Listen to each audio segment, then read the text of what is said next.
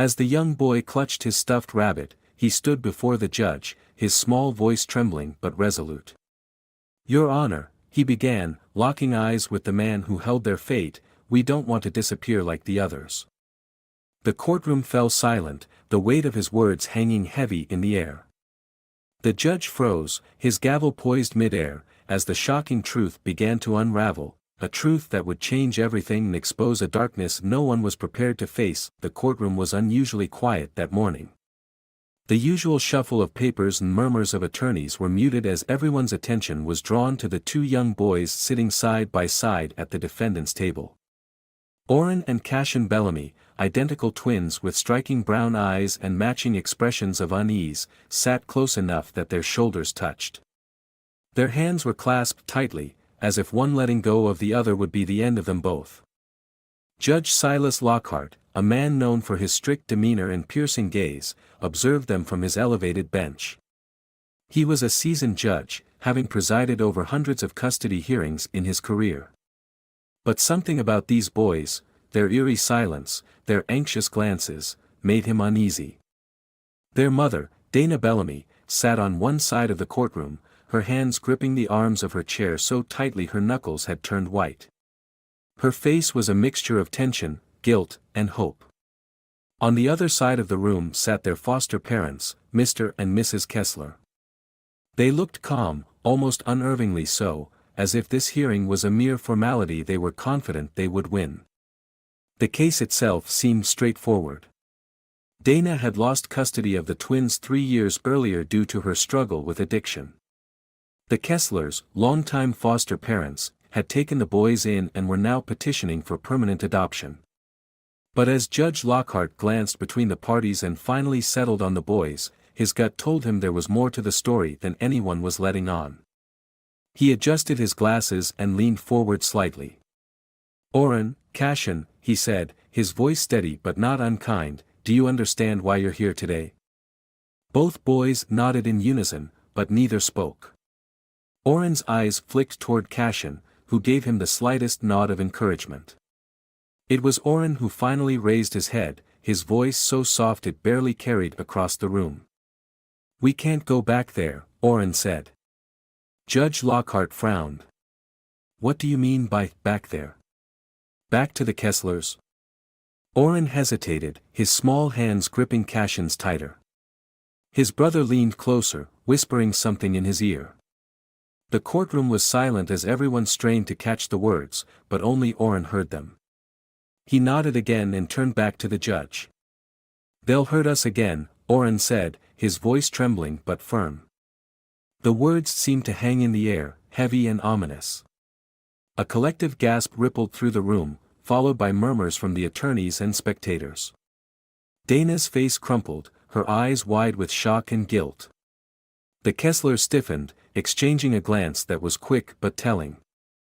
Judge Lockhart banged his gavel once, silencing the room.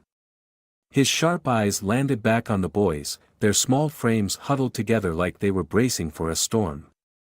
"Orrin," he said gently, "can you explain what you mean? How have you been hurt?" Orrin didn't answer. Instead, he looked at Cashin, who had been silent the entire time. Cashin whispered into his brother's ear once more, his lips moving quickly. Orrin nodded, his expression resolute. "Basement," Orrin said, his voice barely above a whisper. The single word sent a jolt through the room. Dana's hand flew to her mouth, stifling a cry. The Kesslers' calm demeanor faltered, and for the first time, panic flickered across their faces. Judge Lockhart straightened in his chair, his jaw tightening.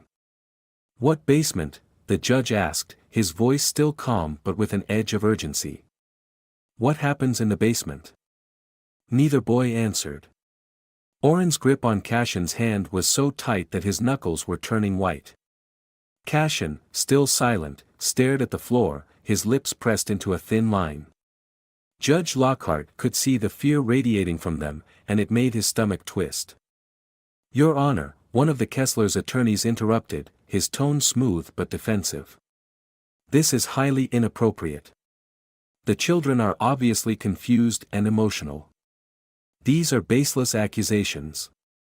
Judge Lockhart cut him off with a raised hand. "Sit down," he said curtly. His gaze returned to the twins. "Orrin, Cashin, you're safe here. No one can hurt you. If you tell me what happened, I promise I will listen." Orrin opened his mouth as if to speak but then quickly closed it, shaking his head.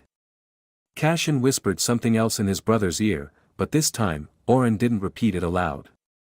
Instead, they both turned their wide, frightened eyes back to the judge, their silence speaking volumes. Judge Lockhart took a deep breath, his mind racing. He had seen cases of abuse before, but there was something chilling about the boy's terror, something that told him this wasn't an ordinary case of neglect or mistreatment. He leaned back in his chair, his expression grim. "This court is in recess," he announced, banging his gavel. "Bailiff, take the boys somewhere safe while we sort this out. And call Child Protective Services immediately." The room erupted into chaos. Dana began to sob, pleading with her attorney for answers. The Kesslers protested loudly, their voices rising in indignation. But Judge Lockhart ignored them all. His eyes remained on the boys as the bailiff gently guided them out of the room. As they disappeared through the doors, Orrin turned back for a brief moment, locking eyes with the judge. The fear in his gaze was unmistakable, but so was something else, a plea. "Help us." Judge Lockhart sat frozen for a moment, the weight of the boy's unspoken truth settling heavily on his shoulders. Whatever was happening, he knew one thing for certain: this was no ordinary custody case. And those boys needed him to uncover the truth, no matter the cost. The courtroom was abuzz with tension as Judge Silas Lockhart exited the bench, retreating to his chambers for what he knew would be an emotionally charged and urgent meeting. The single word the boy had spoken, basement, echoed in his mind like a warning bell. He had heard enough over his career to know that one word could carry unimaginable weight, especially when it came from a child. In his chambers, the bailiff entered, his expression serious. "The boys are in a secure room with Child Protective Services, Your Honor," he said. "They're scared but unharmed, for now." Judge Lockhart nodded, his mind racing. "Good. Keep them there for the time being. No one goes near them without my approval." The bailiff hesitated. "And the foster parents? The Kesslers are demanding to speak with you. They're insisting this is some kind of misunderstanding." Lockhart's jaw tightened. "Let them demand all they want. Right now, my priority is those boys." As the bailiff exited, Lockhart leaned back in his chair, his hand running through his silver-streaked hair.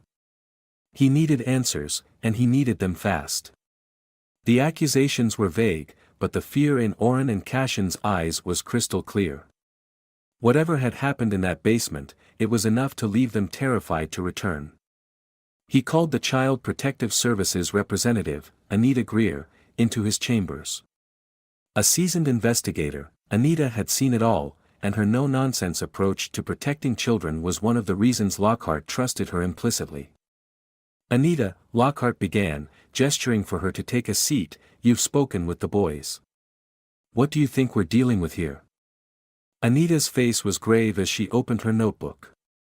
"It's too early to say definitively, but their fear is real. They're not making this up. Orrin and Cashin mentioned being taken to the basement as punishment. They were vague about what happened there, but they described being locked inside for hours, sometimes overnight, without food or water." Lockhart's stomach churned. "Did they say how long this has been going on?" Anita nodded. "Months. Maybe longer. They also implied there might have been other children involved, kids who didn't stay with the Kesslers as long as they did." This revelation sent a chill down Lockhart's spine. "Other children?" he repeated, his voice sharp. "Were they harmed?" "They didn't say explicitly, but they hinted at it," Anita replied. "They said the Kesslers would get rid of kids who didn't behave. I've already started pulling records of other foster children placed with them. If the boys are telling the truth, we could be looking at a pattern of abuse." Lockhart clenched his fists. He had heard enough. "We need to search that house," he said. "If there's any truth to what these boys are saying, we'll find the evidence." Anita stood, her notebook clutched tightly in her hand. "I'll coordinate with law enforcement. We'll have a team ready within the hour." As Anita left, Lockhart's mind turned to Dana Bellamy, the boy's biological mother. He called for her attorney to bring her to his chambers. When she arrived, her eyes were red from crying, her hands shaking as she sat across from him. "Ms. Bellamy," Lockhart began, his tone softer than usual, "I need you to be honest with me. Did you have any indication, any suspicion at all, that the Kesslers might not be fit to care for your sons?" Dana shook her head vehemently. "No, Your Honor. I swear, I thought they were good people. When I lost custody, I wanted Oren and Cashin to be with a family that could give them what I couldn't at the time. I never imagined this." Lockhart studied her carefully. Her pain seemed genuine, but guilt also weighed heavily in her voice. "And your own situation? You're sober now?" "Yes," Dana said quickly, her voice trembling. "I've been clean for over a year. I'm working full-time, and I'm in therapy. I've been trying to get my boys back." "Then you understand what's at stake here," Lockhart said. "If what your sons are saying is true, the system failed them. And if I'm going to trust you with their care, I need to know you're ready." Tears filled Dana's eyes, but she nodded. "I'll do whatever it takes, Your Honor. Just don't let them go back there." Lockhart dismissed her, watching as she left with her attorney. He had seen many parents like her over the years, desperate, remorseful, clinging to hope. But whether Dana could truly provide a stable home for her boys remained to be seen. An hour later, Anita called to confirm that the search warrant had been executed. "You're going to want to see this for yourself, Judge," she said, her tone grim. "We found the basement." Lockhart drove to the Kesslers' house immediately, arriving to find law enforcement combing through the property. He was escorted to the basement, where the air was damp and cold. The sight that greeted him turned his stomach: a bare, concrete room with chains bolted to the walls, a filthy mattress on the floor, and a box filled with children's belongings. There were toys, clothes, even schoolbooks, items that clearly didn't belong to Oren or Cashin. Anita stood beside him, her face pale. "This is worse than we thought," she said quietly. "We've already found records of at least 5 other foster children placed with the Kesslers. 2 of them disappeared from the system entirely." Lockhart's blood boiled. "Shut this operation down," he ordered. "The Kesslers are to be taken into custody immediately. And I want every child who's been through this house accounted for." As he left the house, his mind returned to Oren and Cashin. Those boys had carried this secret for far too long, their silence a shield against the horrors they endured. But now, the truth was out, and Lockhart was determined to ensure justice was served. This wasn't just about punishing the Kesslers. It was about protecting the boys and giving them a chance at a future free from fear. And he wouldn't stop until they got it. The courtroom was in chaos when Judge Lockhart returned. The recess had done little to calm the storm.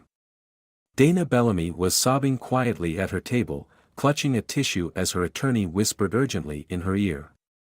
The Kesslers, seated stiffly across the room, were no longer the picture of calm composure. Their lawyer stood beside them, his face tight with irritation as he spoke in hushed but frantic tones. Judge Lockhart raised his gavel and banged it sharply, restoring silence with one commanding strike. "Order," he barked. The noise subsided, but the tension in the room remained thick. He surveyed the courtroom, his piercing eyes locking briefly with each party before he spoke. "This court has been informed of troubling developments regarding the welfare of Oren and Cashin Bellamy," Lockhart began, his voice heavy with authority.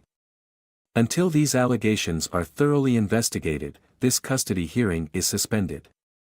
Effective immediately, the children are to remain in the protective custody of Child Services. Furthermore, the Kesslers are prohibited from contacting the boys. The foster father, Richard Kessler, shot to his feet. "Your Honor, this is ridiculous. We've done nothing wrong. These accusations are baseless, children make things up all the time." Judge Lockhart fixed him with a cold stare, silencing him instantly. "Sit down, Mr. Kessler. You will have your chance to speak, but for now, my primary concern is the safety of those boys." Kessler reluctantly sat, his face flushed with anger, while his wife, Susan, looked pale and shaken. Lockhart turned his attention to the attorneys. "Ms. Greer from Child Protective Services has informed me of initial findings from the investigation at the Kesslers' residence. While I cannot discuss specifics in this forum, I will say this: the allegations made by Orrin and Cashin are being taken very seriously. Law enforcement has already taken steps to secure the property and collect evidence. Until this investigation is complete, this court will act with the utmost caution." Dana, who had been sitting silently, suddenly stood. "Your Honor," she said, her voice trembling but steady, "please don't let my boys go back there. I know I've made mistakes, but I would never let anyone hurt them." Lockhart regarded her carefully. Dana Bellamy was a complicated figure in this case.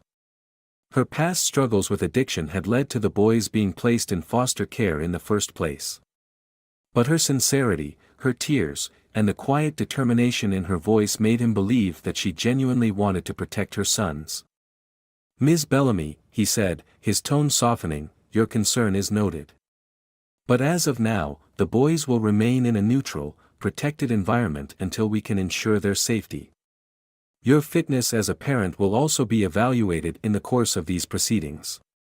Dana nodded, her lips quivering. "I understand, Your Honor. I'll do whatever it takes." Lockhart dismissed the courtroom for the day, but he remained seated at his bench long after everyone else had left. His mind was weighed down by the gravity of the situation. He had seen neglect and abuse before, but something about this case unsettled him deeply.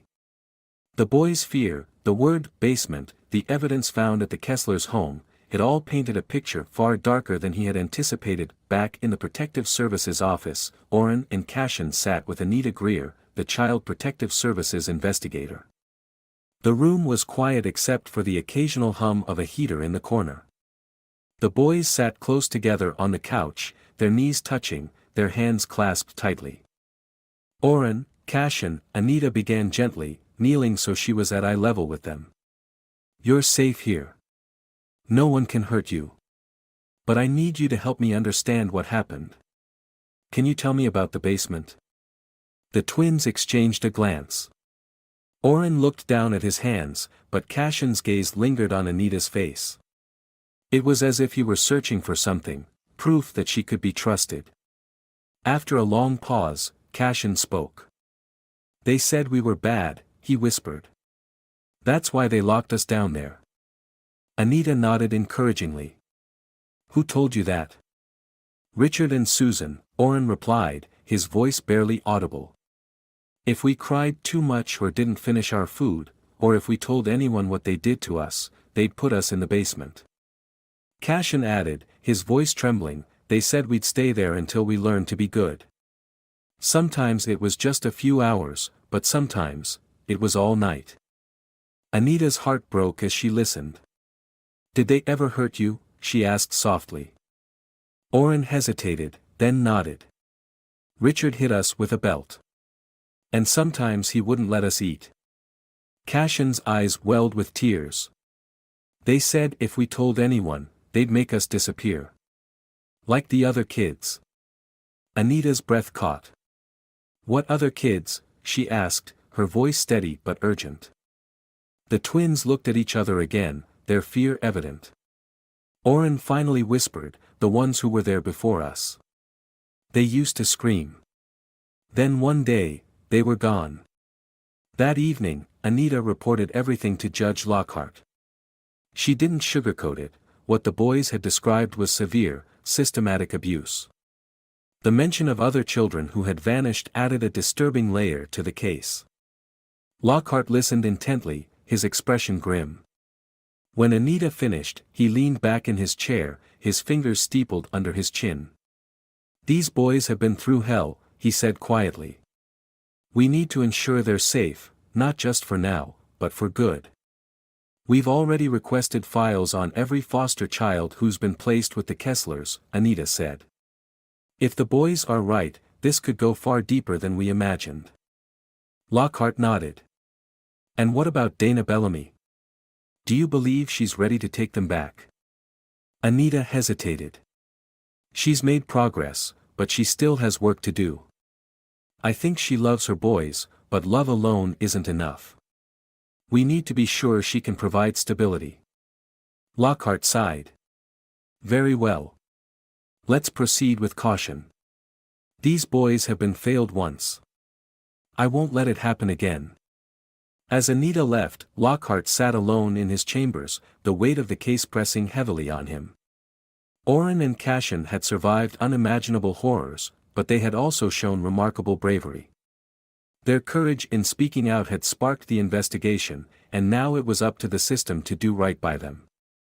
Lockhart made a silent vow: no matter how long it took, no matter how hard it was, he would uncover the full truth. For the twins, for the other children, and for justice, the sun was beginning to set as the search of the Kesslers' home came to a shocking conclusion. Detectives and Child Protective Services had uncovered far more than they had anticipated. Judge Silas Lockhart sat in his chambers late into the evening, his face grave as he read the preliminary report. The basement of the Kesslers' home had been worse than anyone had imagined. The investigators found a small, dark room with no windows and a damp, musty smell. The walls were bare concrete, stained with mildew, and the floor was littered with scraps of old newspapers and broken toys. In one corner, a single dirty mattress lay on the ground, the fabric frayed and stained. Bolted to the wall were chains, rusted but unmistakably used, and in another corner sat a box filled with children's items, clothes, shoes, and even schoolwork. Perhaps the most horrifying discovery was that many of the items didn't belong to Orrin or Cashin. The belongings suggested that other children had been kept there before them. Files pulled from Child Services confirmed that the Kesslers had fostered at least 6 other children in the past 3 years, but the whereabouts of 2 of those children were currently unaccounted for. Anita Greer entered Lockhart's chambers, her face pale and tight with anger. She placed her notebook on his desk, looking at him with eyes that reflected the weight of what she had witnessed. "We've confirmed the boy's story, Judge," she said. "The conditions in that basement, it's beyond anything I've seen in my 20 years of doing this." Lockhart nodded slowly, leaning back in his chair. "What about the other children? The missing ones?" Anita sighed, her hands tightening into fists. "We're working on that.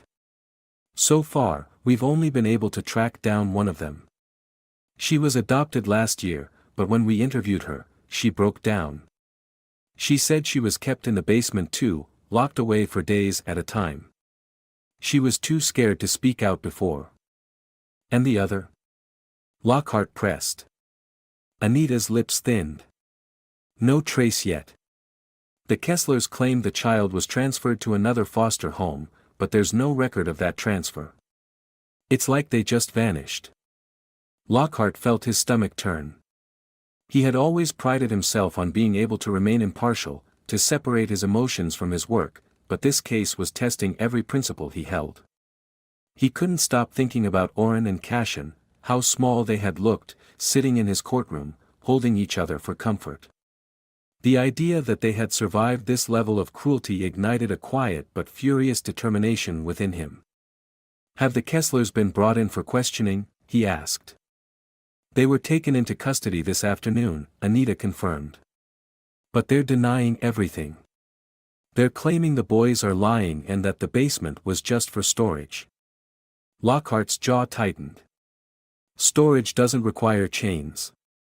"Exactly," Anita said. "The problem is, they're sticking to their story. They're also demanding legal representation, which means it'll take time to get anything else out of them." "Time we don't have," Lockhart muttered. Meanwhile, Orrin and Cashin were placed in a secure care facility, away from the prying eyes of the media. Despite the safety of their new environment, they remained wary, flinching at sudden noises and avoiding eye contact with adults. A child psychologist, Dr. Evelyn Harlow, was brought in to help them process their trauma. In a small, cozy room filled with stuffed animals and art supplies, Dr. Harlow sat across from the twins, her demeanor calm and inviting. "Oren, Cashin," she began, "I know it's been a very scary time for you. But you're safe now. No one can hurt you here." The boys sat close together on a couch, their hands clasped tightly. Oren glanced at Cashin, silently asking permission to speak. When his brother gave a small nod, Oren finally broke the silence. "They said we were bad," Oren whispered. "That's why they put us there." Dr. Harlow's heart ached at the boy's words, but she kept her expression neutral.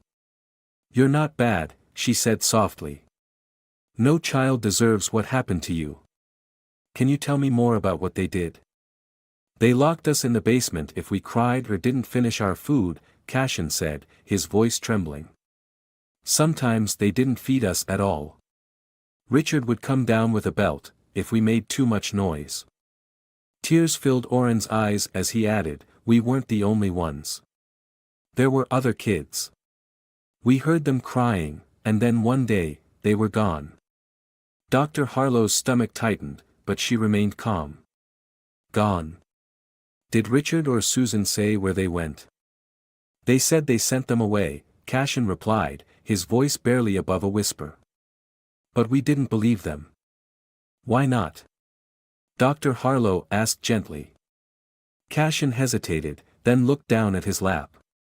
"Because, we saw Richard take one of them out of the house in the middle of the night. He came back alone."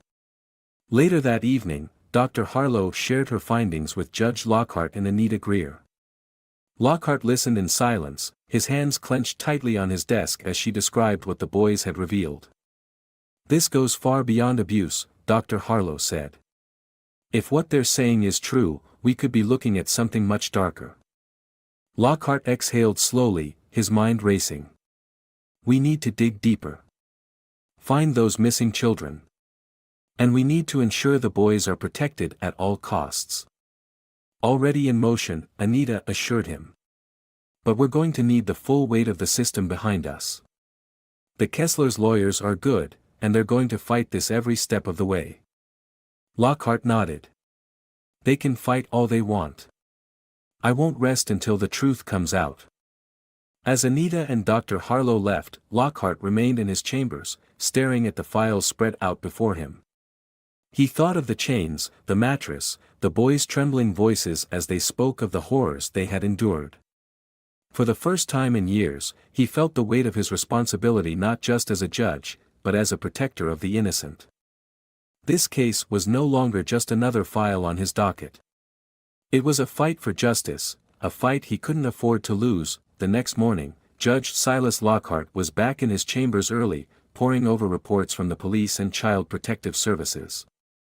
The evidence against the Kesslers was mounting, but it wasn't just about prosecuting them, it was about ensuring Oren and Cashin would never have to live in fear again.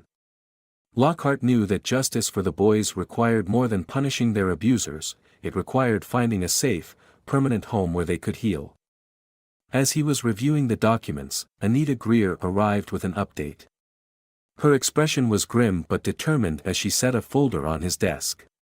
"We've confirmed the names of all the foster children placed with the Kesslers over the past 3 years," she began. "Out of 6 children, 2 are unaccounted for. We're treating their cases as potential missing persons." Lockhart's jaw tightened. "What about the other 4? 2 were eventually adopted, and we've already interviewed one of them." She confirmed the boys' stories about the basement and the punishments. "The other 2, they were moved to different foster homes before being adopted. We're reaching out to them now." Lockhart nodded. "Good. And the Kesslers?" "They're sticking to their story," Anita said, frustration evident in her voice. "They claim the basement was never used for punishment, and they're accusing the boys of fabricating everything because they didn't want to follow the rules." Lockhart's eyes narrowed. Rules don't require chains on the walls. Exactly, Anita agreed. But their lawyers are pushing hard. They're trying to paint the Kesslers as victims of a system that's too quick to believe children over experienced foster parents. Lockhart leaned back in his chair, his gaze dark. The evidence speaks for itself. Chains, a filthy mattress, missing children, this is far beyond mere negligence. We're not just dealing with abusive foster parents. This is something much worse. Meanwhile, Orrin and Cashin were beginning to open up more during their sessions with Dr. Harlow. Though still wary of adults, the boys seemed to trust her gentle approach. In one session, Orrin revealed more about what life with the Kesslers had been like. They said if we told anyone, we'd end up like the others, he said quietly, his fingers fidgeting with the hem of his shirt. Dr. Harlow leaned forward slightly. The others? Do you mean the other children who lived there? Orrin nodded. They'd disappear. One day, they'd be there, and then they wouldn't. We didn't know where they went. But one time, he hesitated, his voice faltering. It's okay, Orrin, Dr. Harlow said softly. You can tell me. Orrin glanced at Cashin, who gave him a small nod. One time, we saw Richard take a kid out of the house. It was really late, and he didn't come back with him. Dr. Harlow felt a chill run down her spine. Do you remember anything about that child? Their name, or what they looked like? It was a boy, Orrin said, his voice barely above a whisper. His name was Eli. He was younger than us. Dr. Harlow made careful notes, her heart aching at the fear in Orrin's voice. Thank you for telling me, Orrin. You're very brave. As the session continued, Cashin spoke up for the first time in days. We tried to stay quiet. We didn't want to disappear too. Dr. Harlow's hands tightened around her pen. The boys had been living in constant fear, their silence a means of survival. But now, their voices were helping to uncover a pattern of abuse and cruelty that could no longer be ignored. Later that day, Dana Bellamy arrived at the Child Services office for a supervised visit with Orrin and Cashin. She was visibly nervous, her hands shaking as she smoothed her skirt. She hadn't seen her boys since the hearing, and the thought of what they had endured filled her with both guilt and determination. When the boys entered the room, they hesitated for a moment before running into her arms. Dana knelt down, holding them tightly as tears streamed down her face. I'm so sorry, she whispered. I didn't know. I didn't know. Orrin and Cashin clung to her, their small arms wrapped around her neck. For a moment, the room was silent except for the sound of their quiet sobs. Dr. Harlow, who was observing the visit, felt a flicker of hope. Despite her mistakes, Dana's love for her children was evident. But love alone wouldn't be enough. Dana needed to prove that she could provide a stable, safe home for her boys. Dana, Dr. Harlow said gently, the boys have been through a lot. They need time to heal, and they need stability. Are you ready to give them that? Dana looked up, her eyes red but resolute. I'll do whatever it takes, she said. I've already started parenting classes, and I'm meeting with a counselor every week. I know I've failed them before, but I won't fail them again. Dr. Harlow nodded. That's a good start. But it's going to take time. The boys need to feel safe, and that means building trust, not just with you, but with the system that's working to protect them. I'll do it, Dana said firmly. Whatever it takes. That evening, Judge Lockhart received an update from Anita. The police had begun questioning neighbors of the Kesslers, and one of them had reported something disturbing. Several months ago, they had seen Richard Kessler loading a large, heavy bag into the trunk of his car late at night. At the time, they hadn't thought much of it, but in light of the current investigation, the memory had taken on a new, sinister significance.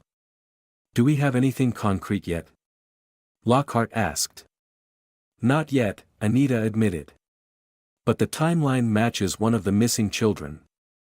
We're working on obtaining search warrants for other properties the Kesslers own. Lockhart's expression darkened. Keep me updated. And make sure those boys remain protected. I don't want them anywhere near this case until we know for certain they're safe. As the call ended, Lockhart leaned back in his chair, exhaustion pressing down on him. The pieces of the puzzle were slowly coming together, but the picture they painted was one of unimaginable cruelty. Yet, amidst the darkness, there was a glimmer of hope. Oren and Cashin were speaking out, and Dana was fighting to rebuild her life. Lockhart knew the road ahead would be long and fraught with challenges, but he also knew one thing with absolute certainty: he would see this through to the end, no matter what it took. For the boys, for justice, and for the chance to give them the life they deserved. The tension in the courtroom was palpable as the trial against Richard and Susan Kessler began. The evidence against them was mounting, but their defense team was relentless, painting the accusations as exaggerated claims from traumatized children and overzealous investigators. Judge Silas Lockhart, sitting on the bench, maintained his composure, but inside, his anger simmered.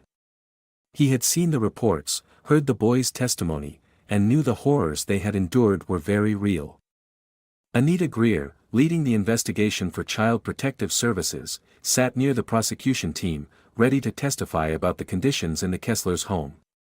She had been instrumental in gathering evidence, photos of the basement, records of missing foster children, and testimonies from others who had passed through the Kesslers' care.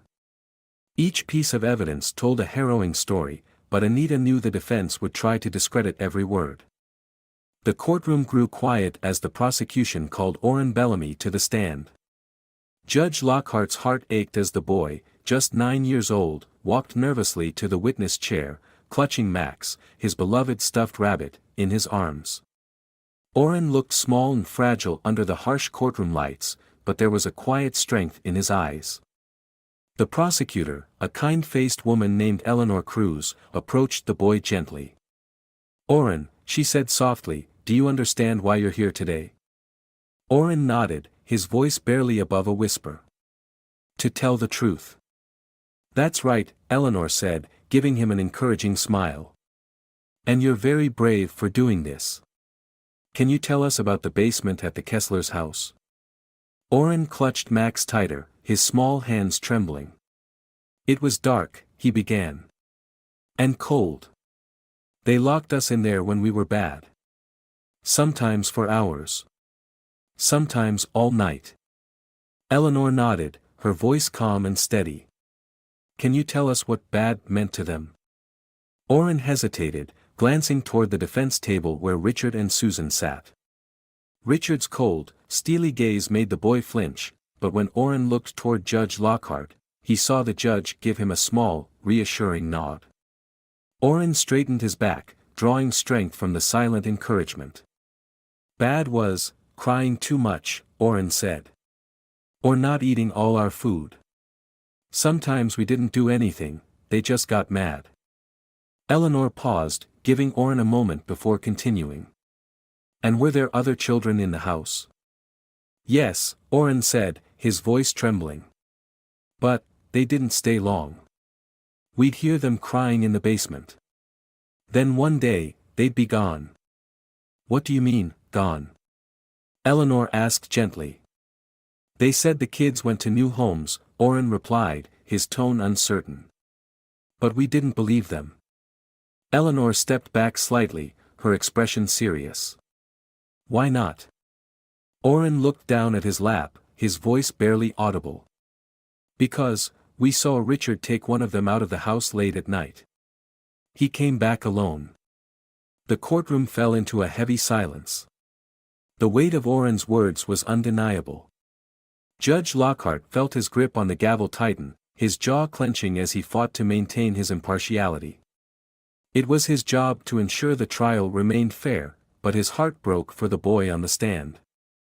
The defense attorney stood, his expression a mix of feigned sympathy and calculated strategy. "Your Honor, permission to cross-examine the witness." Lockhart nodded reluctantly, watching as the defense attorney approached the boy. The attorney's tone was polite, almost gentle, but there was a sharpness in his words. "Oren, you've been through a lot, haven't you? Orrin nodded, his fingers still gripping Max. And you love your mom, don't you? The attorney continued. You'd do anything to stay with her, right? Orrin hesitated, unsure of where the questions were leading. I guess. The attorney nodded, pacing slowly.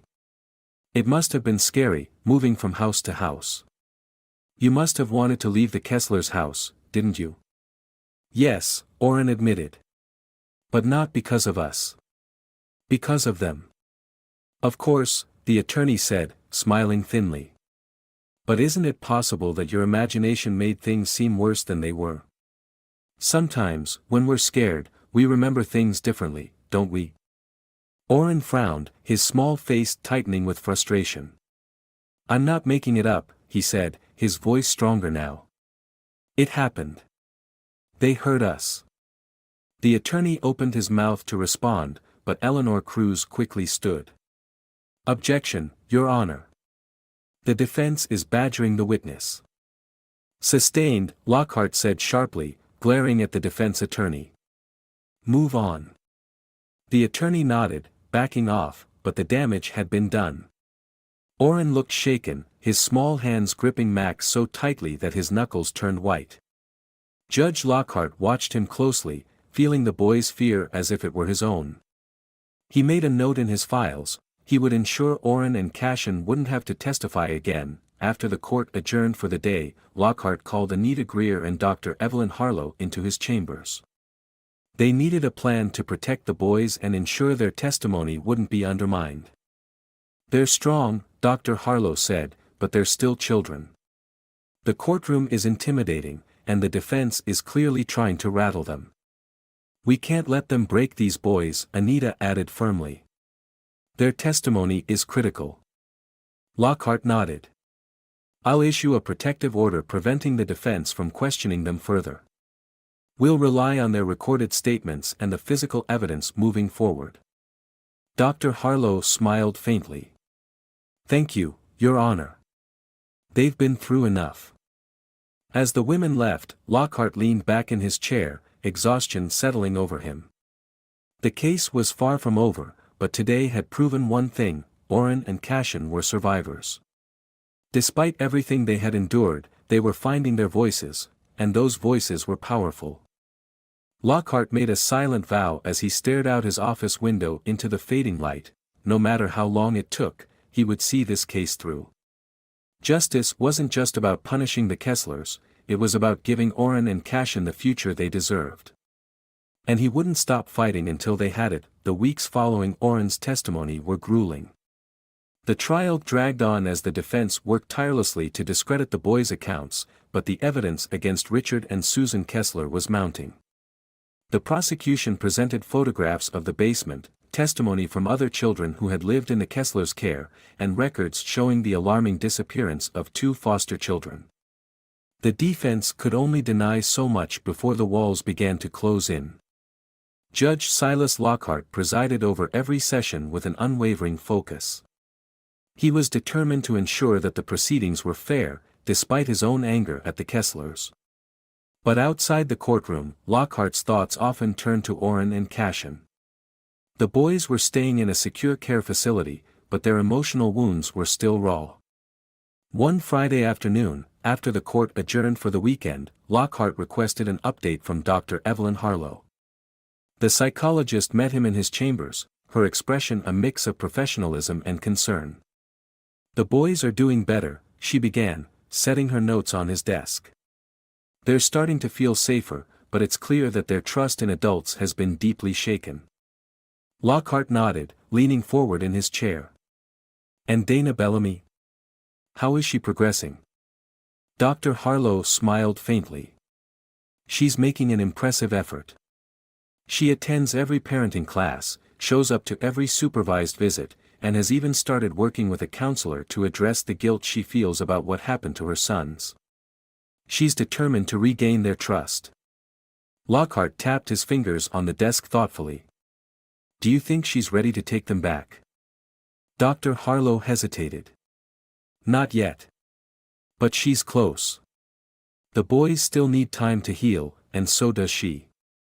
I believe they have a real chance at rebuilding their family, but it's going to take patience. Lockhart appreciated her honesty. He had seen too many parents rush to regain custody only to fail their children again. He wouldn't allow that to happen to Orrin and Cashin. Thank you, Dr. Harlow. Keep me updated. That weekend, Dana had another supervised visit with the boys. This time, instead of meeting in the sterile environment of the care facility, they were allowed to spend a few hours in a nearby park under supervision. The fresh air and open space seemed to lift the boys' spirits. Orrin and Cashin ran ahead to the playground, their laughter carrying on the breeze. Dana watched them with a bittersweet smile, her hands gripping the edge of the picnic table where she sat. Dr. Harlow joined her, offering a reassuring pat on the shoulder. "They're happy to see you," she said. "I'm happy to see them," Dana replied, her voice tinged with sadness. "But I hate how scared they still are. It's like they're waiting for something bad to happen." "It's going to take time," Dr. Harlow said gently. "But you're doing the right things. The boys can see that you're trying." As the visit continued, Dana worked to reconnect with her sons. She played tag with them, pushed them on the swings, and even sat on the ground with them to help build a small sandcastle. For a few hours, they were just a mother and her children, enjoying a simple, peaceful moment. When the visit ended, Cashin hesitated before climbing into the car that would take them back to the facility. He turned to Dana, clutching her hand tightly. "Are we ever going to come home?" he asked softly. Dana knelt to his level, her eyes welling with tears. "I'm working hard to make sure you do," she said. "I love you both so much, and I promise I'll never let anyone hurt you again." Orrin joined his brother, nodding solemnly. "We want to come home, too." Dr. Harlow observed the exchange from a distance, her heart heavy but hopeful. She could see the bond between Dana and her sons slowly repairing itself. It wasn't perfect, but it was real. Back at the courthouse, the trial reached its most critical stage. The prosecution called its final witness, a police officer who had been part of the team that searched the Kesslers' home. His testimony was damning. He described the basement in detail, the chains, the mattress, and the box of belongings that didn't match Orrin and Cashin's. He also revealed that one of the missing children's shoes had been found in the room, further implicating the Kesslers. The defense attempted to cast doubt on the evidence, but their arguments grew weaker with each passing day. By the time closing arguments began, it was clear that the jury had seen through their attempts to deflect blame. As the jury deliberated, Lockhart allowed himself a rare moment of reflection. He thought about the boy's courage in speaking out, Dana's determination to rebuild her life, and the countless children who had suffered in silence before Orrin and Cashin broke the cycle. This case wasn't just about the Kesslers, it was about shining a light on a broken system that had allowed such horrors to happen. When the jury returned with their verdict, the courtroom was silent. Lockhart watched the Kesslers closely as the foreperson stood and read the decision. "We, the jury, find the defendants guilty on all counts." A ripple of emotion swept through the room. Dana, seated in the back with her attorney, let out a quiet sob of relief. Orrin and Cashin, though not present, would finally have justice for the horrors they endured. Lockhart thanked the jury for their service before adjourning the court. As the Kesslers were led away in handcuffs, Lockhart's gaze lingered on them for a moment. Then he turned his attention to the empty seats where Orrin and Cashin had once sat, and a sense of resolve washed over him. Their fight wasn't over, but this was a victory, a step toward healing, toward hope, and toward a future free from fear. Lockhart returned to his chambers, exhausted but content. He knew his work was far from done, but for the first time in weeks, he allowed himself to hope. Orrin and Cashin had found their voices, Dana was proving herself as a mother, and justice had been served. Now it was up to him, and everyone else involved, to ensure that this family's new beginning was one worth fighting. 4.6 months after the trial, the courtroom had a very different atmosphere. The weight of the Kesslers' crimes had been lifted, and the focus had shifted to something much brighter, the final custody hearing for Oren and Cashin Bellamy. The boys, now living with their mother in a temporary arrangement, were thriving in ways that seemed almost miraculous given the horrors they had endured. Judge Silas Lockhart sat at the bench, his demeanor calm but tinged with a rare softness. This wasn't just another case for him, it was the culmination of months of hard work, resilience, and healing for the Bellamy family. He had witnessed their journey firsthand, and today, he hoped to see it reach a joyful conclusion. Dana Bellamy sat at her table, her hands folded tightly together. She wore a modest dress and a determined expression. Gone was the guilt-ridden woman who had once begged the court for another chance. In her place sat a mother who had fought tirelessly to prove herself worthy of her children's trust and love. Oren and Cashin sat beside her, their small hands clutching hers. They looked healthier, happier, and more confident than they had the first time they entered this courtroom. Cashin even wore a small smile, while Oren sat upright, his beloved stuffed rabbit Max tucked under one arm. "Ms. Bellamy," Judge Lockhart began, his deep voice resonating through the quiet room, "you've completed every requirement set by this court. Parenting classes, therapy, securing stable housing, and maintaining gainful employment. Your dedication to your son's well-being has not gone unnoticed." Dana nodded, her eyes shimmering with unshed tears. "Thank you, Your Honor. I've done everything I can to make sure Oren and Cashin have the life they deserve."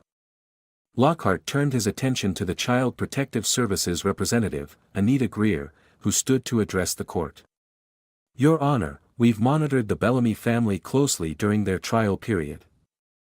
I can confidently say that Ms. Bellamy has created a safe, loving, and stable environment for her sons. We fully support the reinstatement of her custody." A soft murmur of approval spread through the room, but Lockhart held up a hand, silencing it. "Thank you, Ms. Greer." He turned his gaze back to Dana. "Ms. Bellamy, before I make my ruling, is there anything you'd like to say?" Dana rose to her feet, taking a deep breath as she looked at her boys, then back at the judge. "Your Honor, I know I failed my sons in the past. There were times when I didn't make the right choices, and I'll carry that guilt for the rest of my life. But these past months, I've done everything in my power to show them that I'm not the same person I was. I want them to know they can count on me, that I'll always be there to protect them and love them." She glanced down at Oren and Cashin, her voice breaking slightly. "They've already forgiven me, even when I didn't think I deserved it. Now, I'm asking this court to give me the chance to give them the life they should have had all along." When she sat down, Oren leaned over and whispered something in her ear. She smiled and nodded. Then, to everyone's surprise, Oren stood and turned to Judge Lockhart. "Can I say something, Your Honor?" Lockhart gestured for him to approach, his curiosity piqued. "Of course, Oren. The floor is yours." Oren walked to the podium, Max still tucked under his arm. He cleared his throat, his small voice steady but filled with emotion. "I just wanted to say, my mom's our hero. She's worked really hard to make things better, and she's never stopped trying. We're not scared anymore because we know she's going to keep us safe." He glanced back at Dana, who was wiping tears from her cheeks, and smiled. "We don't want to live anywhere else. We just want to go home." Lockhart felt a lump rise in his throat as he watched the boy speak with such quiet conviction. He had presided over countless cases, but moments like this reminded him why he had chosen this career. "Thank you, Oren," Lockhart said warmly. "You're a brave young man." Oren returned to his seat, and Lockhart leaned forward, his gaze sweeping the room. "This court has carefully reviewed all aspects of this case. Ms. Bellamy has demonstrated extraordinary commitment to turning her life around, and the boys have made it clear where they feel safe and loved." He paused for a moment, letting the weight of his words sink in. "It is the ruling of this court that full custody of Oren and Cashin Bellamy be reinstated to their mother, Dana Bellamy." The courtroom erupted in applause. Dana covered her face with her hands, overwhelmed with emotion, as Oren and Cashin threw their arms around her. "We did it, Mom," Cashin whispered, his voice full of joy. Lockhart banged his gavel lightly, a small smile on his usually stoic face. "Congratulations, Ms. Bellamy. You've earned this." As the Bellamy family left the courtroom, hand in hand, Lockhart watched them from his bench. He felt a rare sense of satisfaction, knowing that justice had been served not just in punishing the guilty, but in giving this family a second chance at happiness. That evening, as he packed up his chambers for the day, Lockhart found himself reflecting on the journey they had all taken. Oren and Cashin had shown remarkable resilience, Dana had fought for redemption, and the system, flawed as it was, had finally worked in their favor. For the first time in weeks, Lockhart allowed himself to exhale. This wasn't just the end of a case, it was the beginning of a new chapter for a family that had fought through unimaginable darkness to find the light. The ending of this story is a poignant reminder of the resilience of the human spirit and the transformative power of love and justice. Oren and Cashin's journey from fear and silence to safety and empowerment showcases the strength children can exhibit even in the darkest of circumstances. Their bravery in speaking out not only brought their abusers to justice but also shone a light on the failures of a system that had once abandoned them. Dana's redemption arc is equally inspiring. Her transformation from a struggling mother to a symbol of unwavering love and determination proves that mistakes do not define us, it's what we do to correct them that truly matters. She fought not just for her sons but for herself, reclaiming her role as their protector and giving them a future they could believe in. Judge Lockhart's role as a steadfast guardian of justice ties the story together. His ability to balance his duty to the law with his compassion for the boys makes him a hero in his own right. He embodies the idea that justice is not merely about punishment but also about restoration and hope. The conclusion is satisfying because it doesn't sugarcoat the struggles but instead highlights the victory of perseverance. The Bellamy family's reunion and newfound happiness are hard-won, making them all the more meaningful. This is a story of redemption, resilience, and the courage to fight for what's right, even when the odds seem insurmountable.